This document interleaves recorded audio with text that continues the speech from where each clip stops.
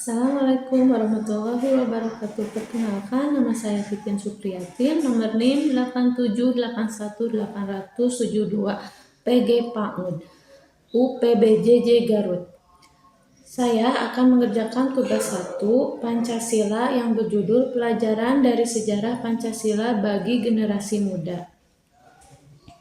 Pengertian pelajaran sejarah Pancasila bagi generasi muda adalah memahami perjuangan para pendiri bangsa, menumbuhkan nasionalisme dan cinta tanah air, membangun karakter yang kuat serta toleransi dalam keberagaman, dan menjadikan sebagai pedoman hidup untuk berkontribusi positif bagi bangsa di masa kini dan di masa depan. Selanjutnya, proses lahirnya Pancasila. Proses lahirnya Pancasila berawal dari janji kemerdekaan Jepang dan pembentukan BPUPKI pada tahun 1945 yang kemudian melaksanakan sidang pertama 29 Mei Juni 1945 untuk merumuskan dasar negara. Sejarah Piagam Jakarta.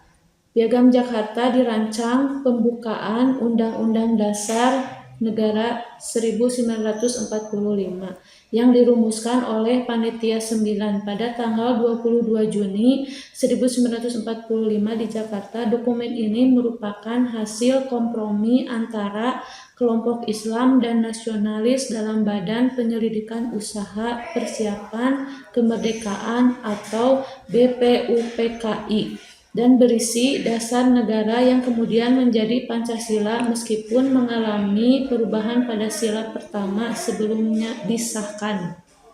Selanjutnya, sidang PPKI tanggal 18 Agustus 1945 yang menghasilkan 3 keputusan utama: penetapan dan pengesahan Undang-Undang Dasar 1945, memilih Insinyur Soekarno sebagai Presiden dan Dr. Anas Muhammad Hatta sebagai Wakil Presiden Republik Indonesia, serta membentuk Komite Nasional Indonesia Pusat KNIV. Sidang ini menjadi tonggak penting dalam pembentuk pemerintahan pertama Republik Indonesia setelah proklamasi kemerdekaan. Selanjutnya, dari nilai-nilai Pancasila, peristiwa tersebut yang tercermin sila keempat, yaitu kerakyatan yang dipimpin oleh hikmat kebijaksanaan dalam permusyawaratan perwakilan. Makna banteng ini adalah mewakili rakyat Indonesia yang senang berkumpul dan bermusyawarah untuk mengambil keputusan demi kepentingan bersama, seperti halnya banteng yang merupakan hewan sosial. Isi dari sila keempat yaitu para tokoh sidang BPUPKI terlihat banyak mengedepankan musyawarah. Selanjutnya, nilai sila kedua, ketiga, dan kelima, yang dimana sila kedua kemanusiaan yang adil dan beradab, sila ketiga persatuan Indonesia, dan sila kelima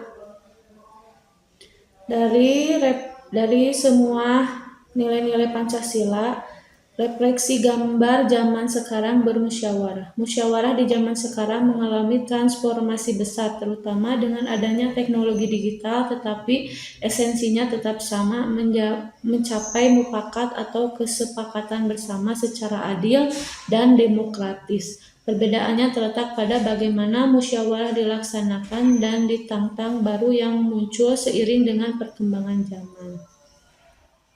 Kesimpulan dari semua rangkaian di atas yaitu pelajaran dari sejarah Pancasila bagi generasi muda adalah pentingnya menumbuhkan rasa nasionalisme, toleransi, dan karakter yang kuat, serta menjadikan warga negara yang bertanggung jawab.